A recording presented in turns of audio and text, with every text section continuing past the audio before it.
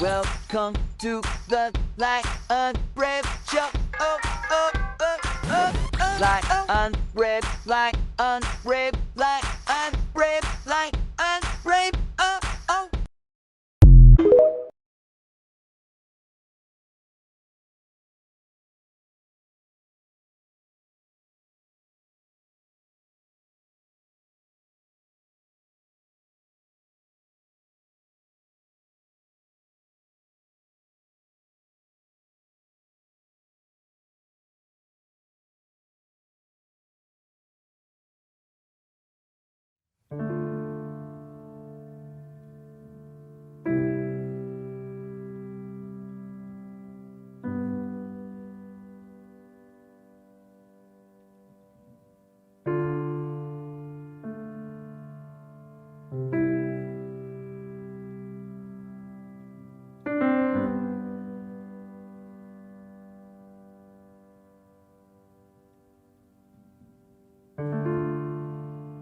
How many years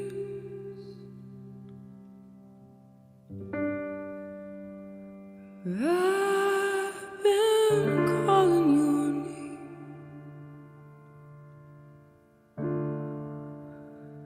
bruises on my knees, I'm saying there'll be something better for me.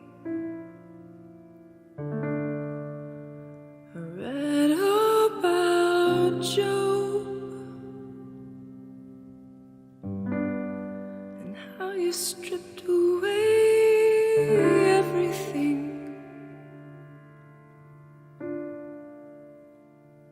I am no Job, but I kept the faith and I still believe that all the blood on my glasses keeps them rose-colored, just the way you meant them to be. And now I can see clearly. Like, God damn, okay, got it. You can record, no worries. Like, I just threw all the crap. There's actually green screen behind me, which my husband let me paint, and this color green all in this room. And it's to hide the mix is why. Oh, Ashleigh Stone is married? Yeah, girl, right? Like, we could talk about that. That's been the journey. Heartbroken. All the fans out there pining away for that. I know, right? You're supposed to keep the mystery, right? Yeah, you're supposed There to I go blowing the mystery. Yeah, single until you die. Right. But secretly married with 3 kids and a dog. All the things you've planted will one day grow into trees. They sway like the music. Yeah. And chickens. Well, there you go. I know, right? Well, Man, it's so nice to like connect with you. I appreciate you doing the reschedule. Like, geez. oh, you got to be kidding me. I'm very honored to have you on my music channel, the Ashleigh Stone. You got to be kidding me. Well, Aw. you have a great voice. Aw, thank you, dude. Like, I'm really bad about talking about myself. So in the meantime, I looked up your music and I was like, this girl sings about revolution too. And anytime I can like meet another person that's on that same train for, just the good of everybody's heart, I'm like, let's go. Like, let's connect. All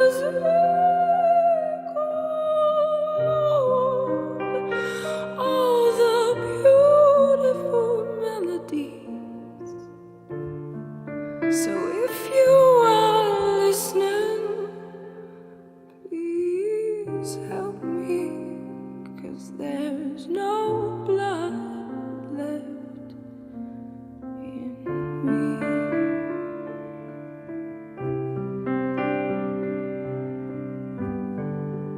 I have like a hip hop vibe and my voice is so, but you have like one of those like, you know, I'm sure you get this a lot, so I'm sorry for being this cliche and cheesy, but you have like an Adele type voice, you know. Oh, girl, You you have you have one of those big ballad voices,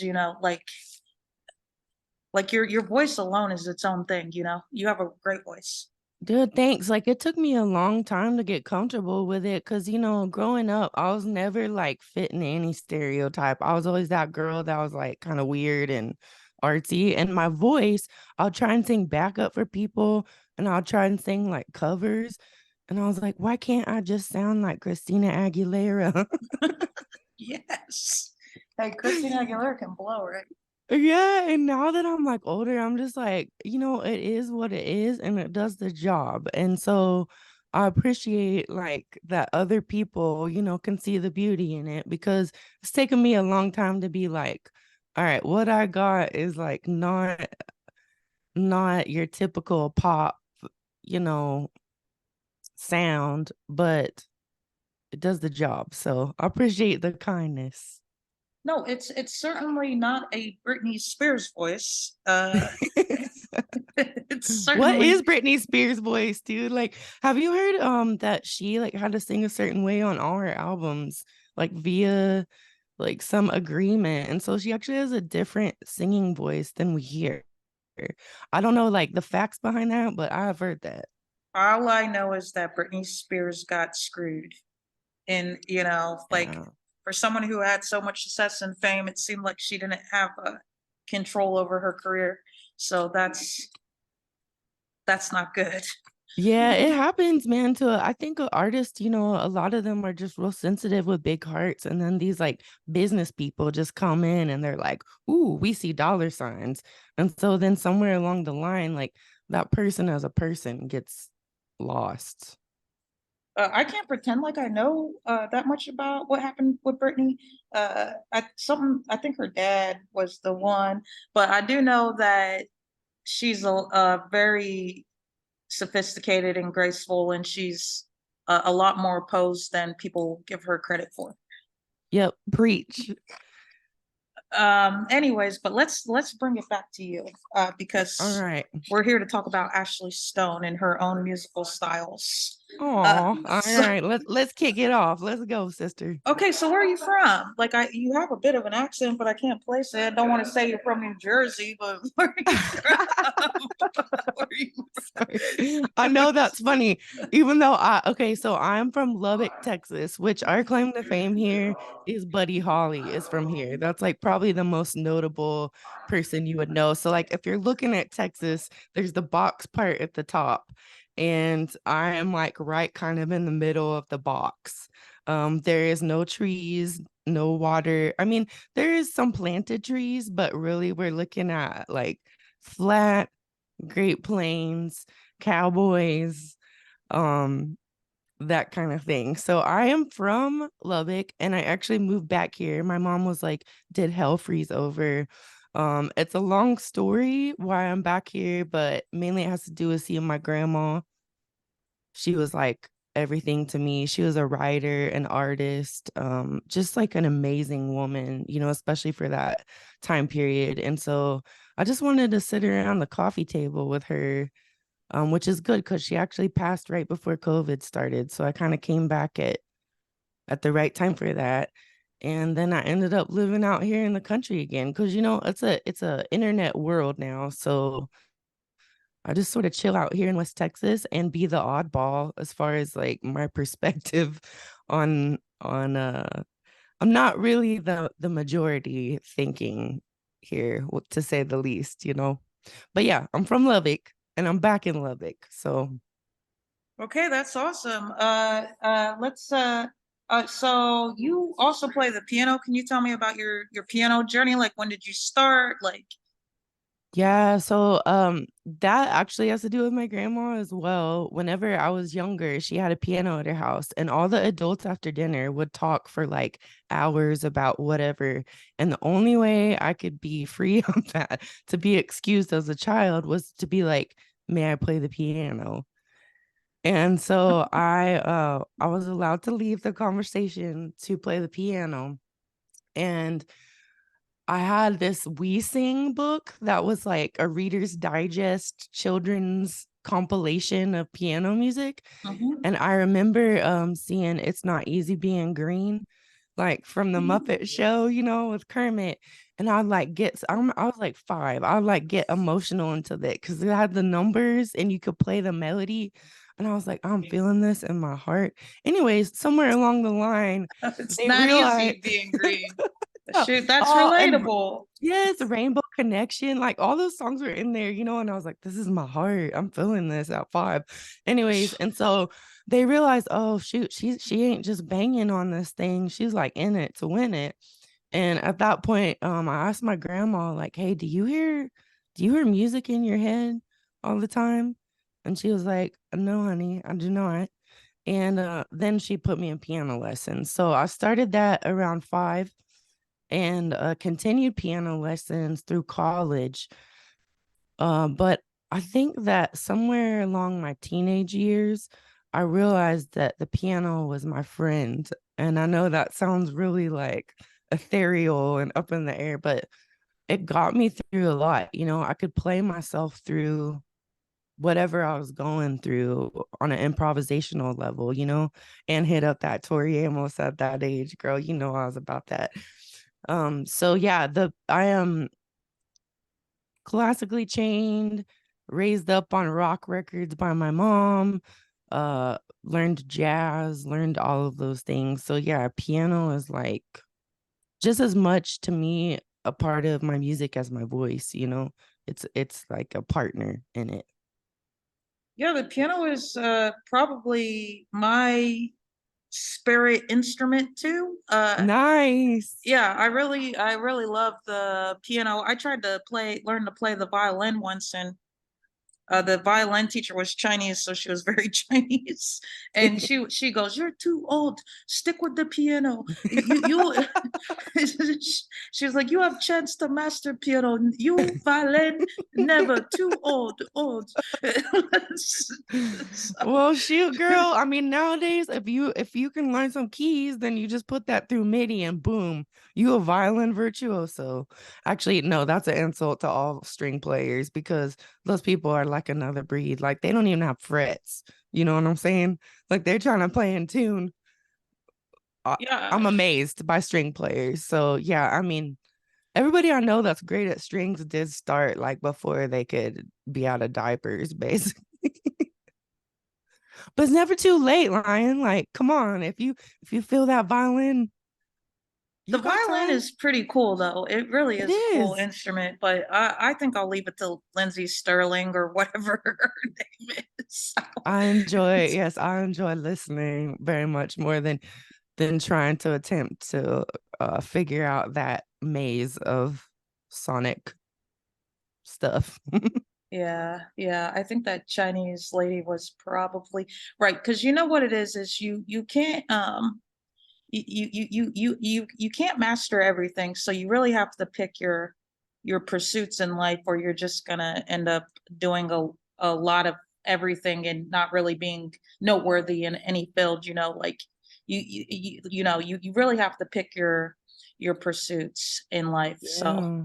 Yeah, my jack of all trades, master of none. You know, I feel that hard because do you mind if I go into a little backstory for a second go, about why I it's feel your that? interview. Do it.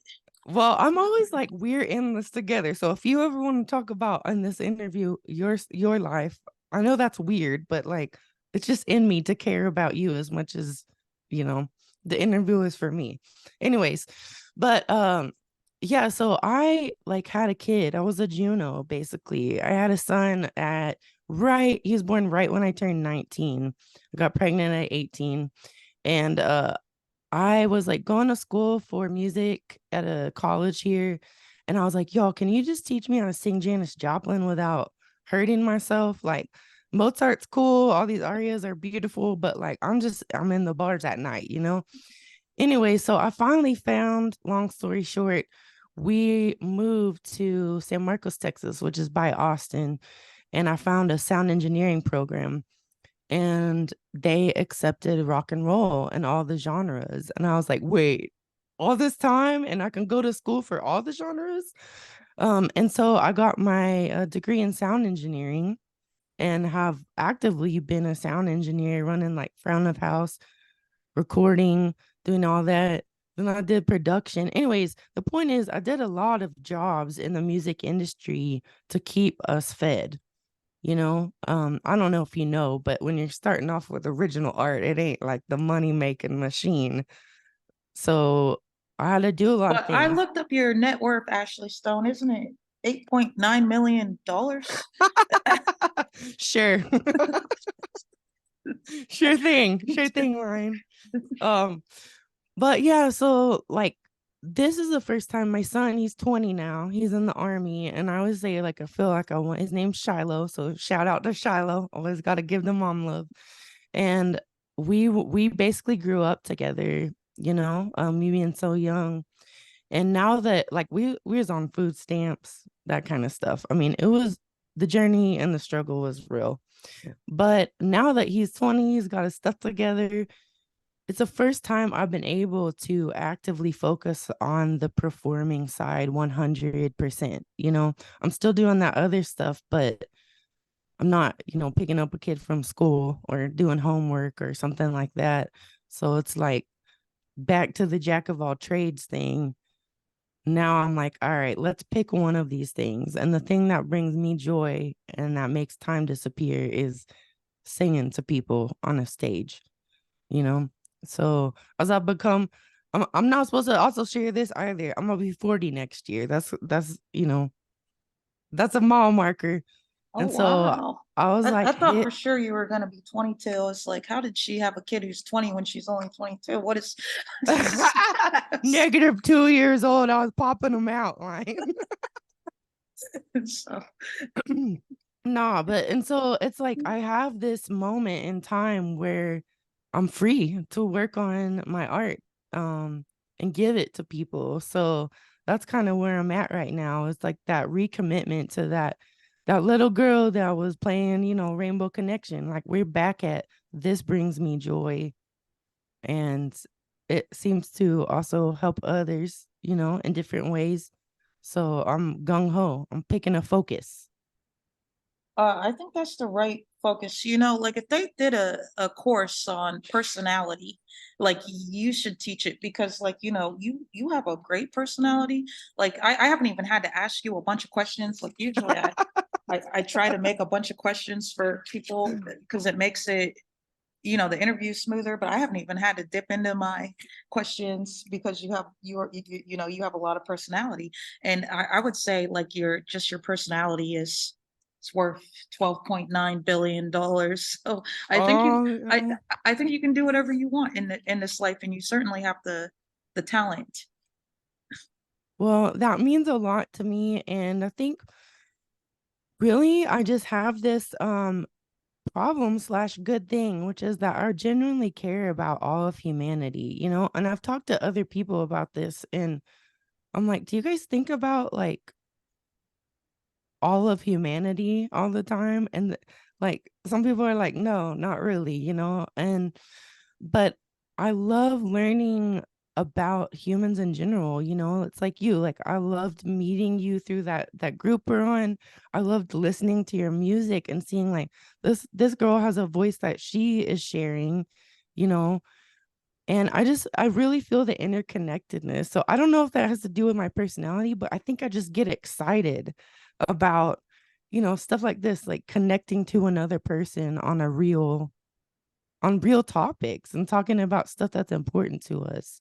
So it's probably just my overall nerd like excitement I for think it's probably because you're a musician, and like a part of being a musician is taking the human experience and making it very shareable to the rest of humanity. So I think you would just, if you're a musician, you're probably a little bit more empathetic.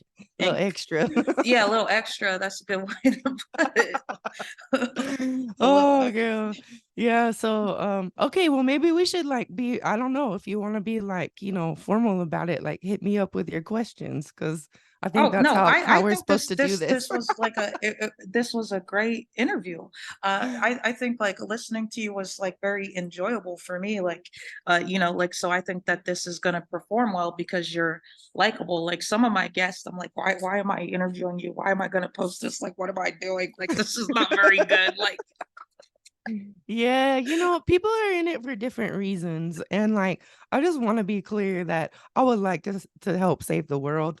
Um, oh, like through okay. through my younger years, like I was like, oh, you can't save the world. It's unhealthy to think that. But now I guess I'm just getting like slightly into old lady land where my efforts are like, you know, they're going away. Like I'm just my filter is caring less. So I'm like straight up. I just want your heart to be happier today. And if I can help you with some chill music or with some vibing music, that's it. Yeah, yeah. But hey, I do want to jump back into um because you said that you found practical ways to make money with music, like working in production. And I do Mm-hmm. like to be down to earth, which is I Yeah. like to give actionable steps to musicians on how they can not starve, keep their Yes. light bill on. So what advice do you have to young artists who, um, they're Janis Joplin, but they have bills? Mm-hmm. Yeah. Well, first of all, I would say like how we were talking about earlier, about how it's a very internet driven world, right? So you don't have to live in the most expensive zip code anymore. So I'll just start with that. There's always that time old belief like you got to go to New York or LA or one of the Nashville now, to live and to make it. And I think we can see pretty clearly that artists can really be located anywhere. So that's first and foremost. If you are not forced to stay in a geographic area that makes you pay an arm and a leg for your rent, like a $600 a month decent rent is much better than a $2,000 a month rent. So that's one thing I'll say firsthand is like your location can be anywhere. So don't be afraid to go to some city that you can afford to live in, first and foremost. Second of all, as far as in the industry, um, there's a couple of different things, like I learned that I could interact with a group of people and keep them organized and kind of be a leader in that way, which is what led to the production. So I started off doing a couple things for free, to be honest, like doing production volunteering. And Mhm. then that led, once you deliver, then that usually leads to something of monetary value. So that worked for production, that worked for engineering. Um, the reality is that gig wise, you're going to make money from like covers and private events when you're not, the big time yet. You ain't going to be making bukus of money from original music at the start.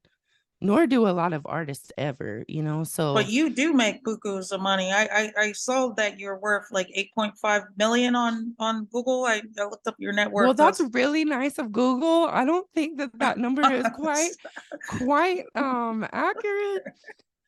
Really nice of Google to hook it up in that way. I saw that you're gonna take over the Las Vegas strip with Adele, and I heard her tickets were going for like $6,000. So like people who can't afford Adele's tickets are gonna buy yours for like $3,000. I was like, Girl, whoa, I Ashleigh wish. Stone. Yeah, yeah, I wish. No, Shoot. let me hold on. I'm gonna process this because I really want to give a real answer to people. It doesn't it the streaming nowadays and the selling of your actual music is not going to keep you fed. Okay. Um, that's just straight up. You heard it here So first. You're starving to death. yeah, I've already lost 20 pounds. No, but yeah, getting my beach body on for this tour. Like, I swear, I've Yeah. been exercising more than I ever have in my life. But really, it's just finding those different people that you can deliver.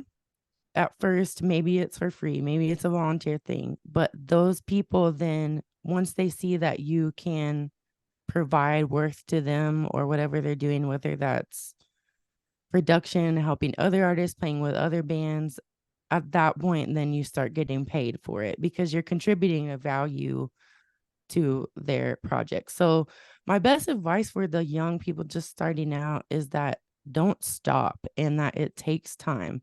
So go ahead and get the side job, and the times that I've been happy in my life, like, and really thriving with writing songs, I was a waitress, I did things that weren't related to music. So it's okay to take that job that isn't doesn't have to do with your music. If that's keeping you, not working every day to try and find where am I going to get money for rent? Where am I going to get money for food? Because I'll tell you what, that will consume your day. Mm-hmm. If you're having to hustle all day long to figure out how to keep your electric bill on, like that will Mm-hmm. consume your time. Mm-hmm. So go ahead and take the job that has nothing to do with it, because sometimes that frees you up even more. And there's a really great like saying that sometimes you have to take time off from music in order to live life a little bit, to Mm-hmm. then have the material to write more music, So it's okay if your picture doesn't look like I'm doing 100% art right now. And then some point, if you keep hustling, it will take over. The art part, your art part will take over. But the money part's never been my intention. And that's easy to say if you're well fed, right? Um, it's easy to say money doesn't matter if you're comfortable financially. If you're not comfortable financially, then heck yeah, money matters. Um, Well, I think you're a real musician because, like, when you first started talking to me, you were talking about how the piano was like your best friend, and like a lot of you know how you were talking about, like, I wonder if people hear music in their head. I wonder if people think about others in the world. Like, I do interview people, and musicians are not the same. I would say there are real musicians, which means they would pay to play the piano if they had to, like, and then there are musicians who, like, they think it's a way to get money, like that they're going to get girls and and drugs and party whatever, and they're fake. They're not real musicians. If if they don't blow up, which they're probably not going to blow up, they're out, they're done, they're not making music anymore. And I would say the amount of real musicians is not that many. I would say it's rare. And usually real musicians are very talented too. Like, they're a real talent, whether they're making money on it or not. Like, they just you can see like the beauty of their soul. But whether they're real musicians or not, there's still a skill set that has to be developed. mhm. Like, just because like you are a musician doesn't mean you start off like being really good. You still got to grow. And But I would say, like, there's like the novice stage and the mastery stage. Like, you might be moving more into mastery, and if you're moving more into mastery now, you should definitely be rewarded now. Like, I would say, like you said, you lived life, you figured it out, you paid your dues, and it might be time just to own that you're Ashleigh Stone, and it's time to be rewarded for your mastery and your gift. Yeah, I saw a quote the other day, and it's kind of been my motto right now, which is like, you've watered so many other plants. It's time to be the garden. Yeah, like, And that's yeah, that's like, I think at the end of the day, I the best I actually was interviewing somebody when I was in London in 2009, and he has like 11-piece live hip hop band, which I don't is like a lot of people to coordinate for a practice, for anything. Getting 11 people together is a task. And I said, "James, why do you do this?" And he said, "Because I can't stop." And I think that for me and other musicians that um, have been doing this for a long haul, you're not doing it for any other reason except that when you wake up in the morning, it's in you. and it's hard work. It's not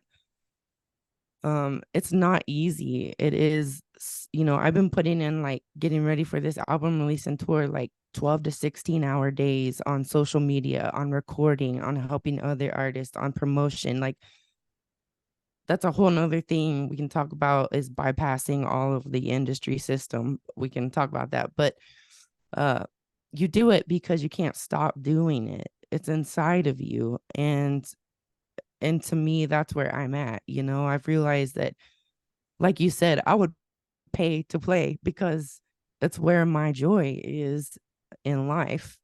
So I don't care if I'm getting, like, a lot of these shows I'm doing on tour, there's not like a guaranteed payment, straight up.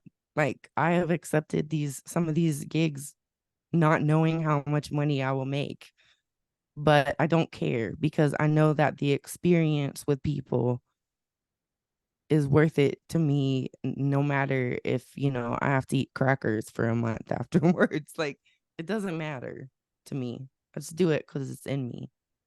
No, you're really great. And I was talking with another artist, and he was talking about how we were talking about merch, because like you were saying, like, you don't have to live in certain cities anymore, but still the number one way, you're absolutely right.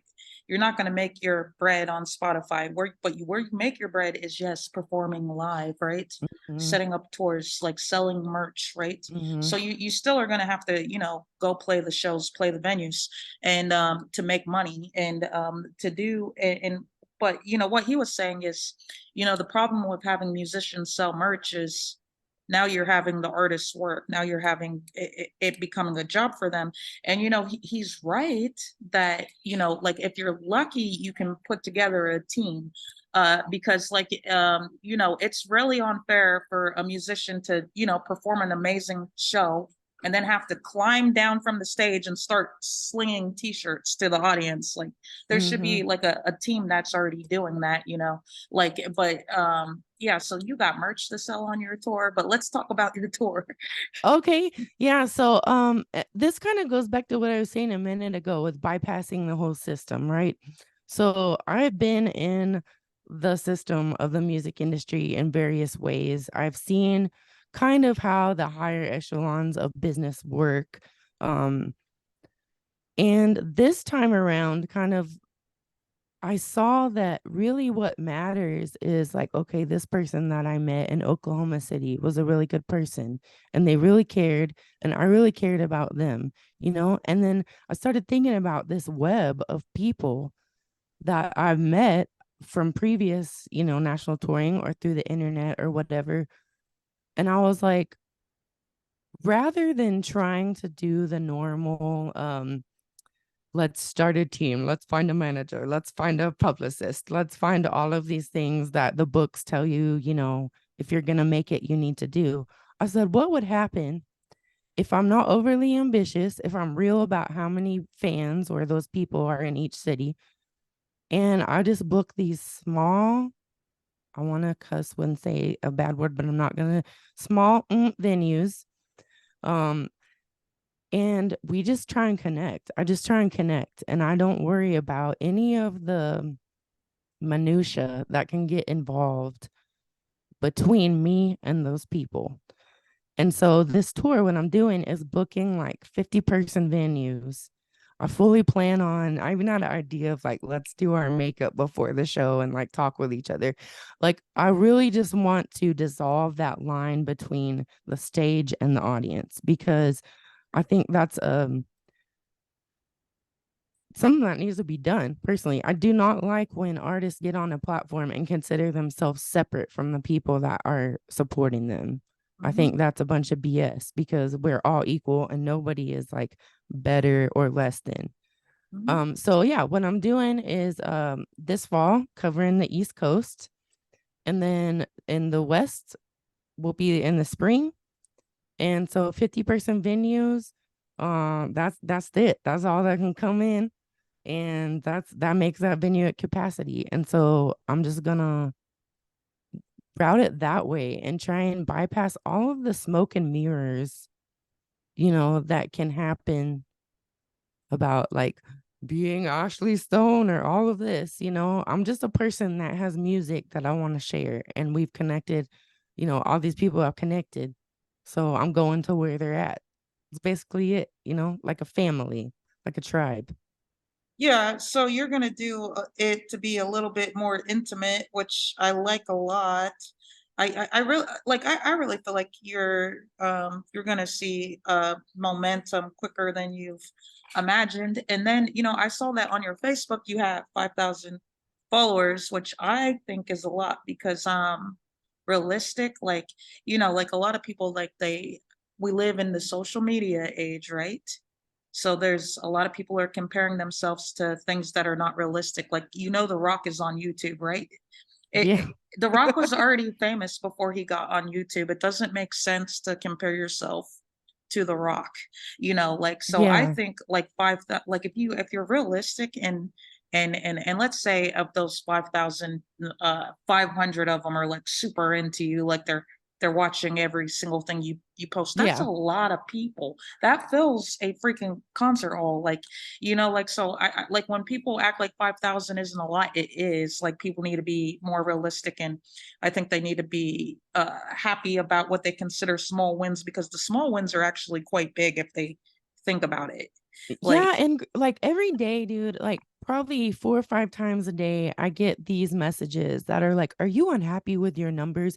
Just pay us 99.99 and you can have this many more followers." what? Or we'll put your music on Spotify, Like it's just junk that comes in every day that's like, just pay this amount of money and what will boost your numbers, And I'm very proud of that 5,000. Like that is 5,000 people I have not paid for. If I wanted my numbers to say 100,000, I could pay like literally $100 or $200 today and just make that happen. And recently I've learned that there are people sitting in rooms being paid to like and put out content, right? And I'm not going to mention the artist's name, but I kind of dug into it because I was seeing like all these shorts pop up on my feed of this artist tour. And I was like, wow, this is really crazy that all these fans are sharing all this content. So I started clicking on the profiles that were sharing this, and they literally had like one picture, and I was like, is this a real person, So I started messaging them and got to the bottom of it. And some of them were getting paid to do this. Some of them were getting free concert tickets. Like there was different reasons why these people were doing it, but I'm going to say that none of it was organic. And now I've even learned that they have AI doing this. They have AI streaming people to increase their stream sales. So all of those numbers that we're seeing on the internet, it's just a bunch of lies, and we're constantly being fed these different things of what's important. So I turned off my like count about a month ago because I was like, who even cares, And the bottom line is, if I wanted more likes, I could just pay for it. And that to me is like the end of that being applicable. I think you're absolutely right. I tell people all the time, worry about the real world more than you worry about the online world. Because I definitely think that I definitely want to build a platform. But I think that if your platform doesn't transition to the real world, it's a waste of time. Mm-hmm. Like, you want to be able to fill the seats and stuff like that. Like, how you're talking about fake views and fake numbers. Like, there was this girl on TikTok. She was a fashion influencer or whatever. And she had like over like 1 million followers. And so she launched a store or whatever. And nobody showed up. Like, it was an epic failure. Like, people thought because of her followers she was going to get a lot of support, but then, if the numbers aren't real, then you don't have real life results. And in that sense, a million fake viewers versus 5,000 real viewers is, you'll do better with 5,000 real viewers than a million fake, like, so, like, I mean, that's common sense stuff. But But it is interesting because, I've also I've talked with, what are they, managers and stuff, and they're always like, they always tell you before they'll take you seriously, you got to get your social media game up. So Mhm. so it's kind of, it's kind of like a catch-22 situation for artists. Yeah, it is. And I just believe there's a better way, you know? Like we don't need that. And I think it's crazy because I've talked to yesterday, it was like this weird day where I talked to my friend who's another artist about this, about bypassing all of this. And then and another artist later on in the evening. And then a dude popped up in one of my like DIY musician groups I'm in. He was talking about it too. He's like, I'm just trying to connect with people organically, you know? And so I think if fame is like not really a good goal at the end of the day. Like, fame is cool. I know famous people. They are neither more happy or less happy than people that are not, with 1 million followers. Like, money doesn't equal happiness. Fame doesn't equal happiness. These are sayings that we've heard for years, on the inspirational Monday motivational quote, like, blah blah blah, but it's the real deal. And to me, it's about way more than how much money I'm making or how many people are following me. It's about, am I doing something where when I'm on my deathbed I can be proud of and know that I did everything I can do to bring a little more maybe peace into somebody's life, because I've been given this gift, I feel the responsibility. And that's why, to be honest, I don't write boyfriend girlfriend songs. I think I have two, out of like almost 300 songs I That's have. because you're married. You're not Taylor Swift going through the breakups and the makeups. So, Well, I have been, girl. Let me tell you, I went through the fair share of bad. Um, and now that I do have a very good husband that's very supportive and very like, his mom is a strong woman. And so it like translates to him not Ashleigh putting me in a Stone, we got box. less than a minute left in this podcast. You're going to have to drop your socials. Sizzle. Tell us you're going on tour. Go quick. All right, I'm touring the East Coast, coming out with a new album called Dose that plays on the mentality internally and externally of our world. My socials are on Facebook, Twitter, Instagram. It's usually at Ashleigh Stone Music. I'm spelled like the word slay, Sleigh, Ashleigh.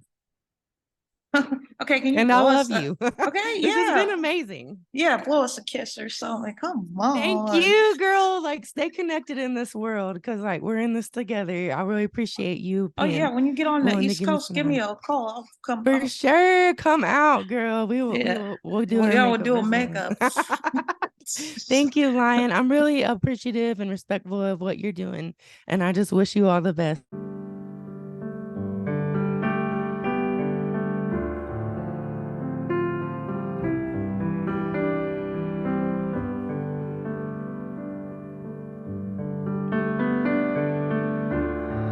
And how many tears have fallen from my eyes? There's never enough money to buy a bucket to put them inside. And I've read about grace and how it changes everything. So you pour me some grace, and I'll keep it strong, and I'll still believe that all the blood on my glasses keeps them rose-colored, just the way you meant them to be. And now I can see clearly all the things you've planted will one day grow into trees. They sway like the music, oh Lord, all the beautiful melodies.